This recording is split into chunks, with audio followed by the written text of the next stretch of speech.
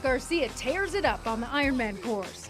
Yeah, I want to win races. But our first introduction to this pro triathlete was anything but cutthroat.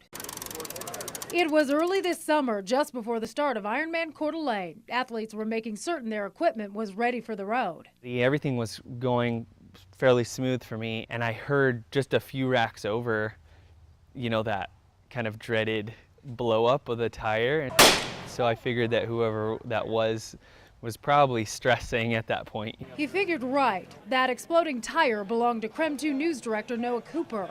It was his first Ironman, and he was competing to raise money for the Gleason Initiative Foundation to fight ALS.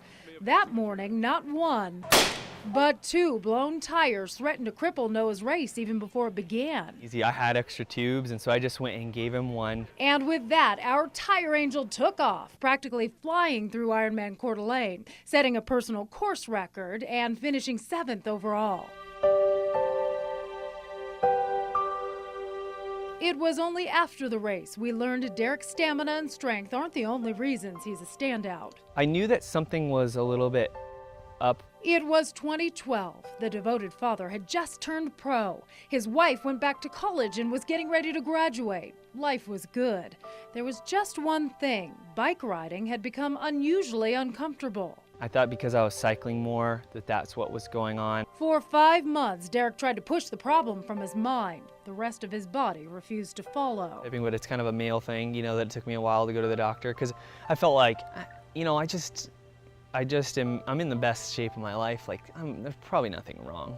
Derek was wrong about that. The day of his wife's graduation would turn out to be one of celebration and sadness. The day that she graduated, that was the day that I went to the doctor and, found out just right as she was, basically walking across the stages when I got the phone call. Derek had testicular cancer. It was definitely life-changing. He underwent emergency surgery.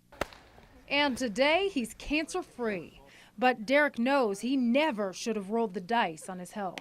I'm lucky that it hadn't spread further, Men will call me and say, hey, I'm dealing with this or that. And it's like, my main advice, you should just go in. Because life, he now realizes, is fragile. I just am able to kind of savor the highs and the lows of it. Derek still plans on honing his body into a race-winning triathlete. But he knows even the top of the podium pales in comparison to what he already has. You could have all the accolades in the world. It's just so little in the grand scheme of things.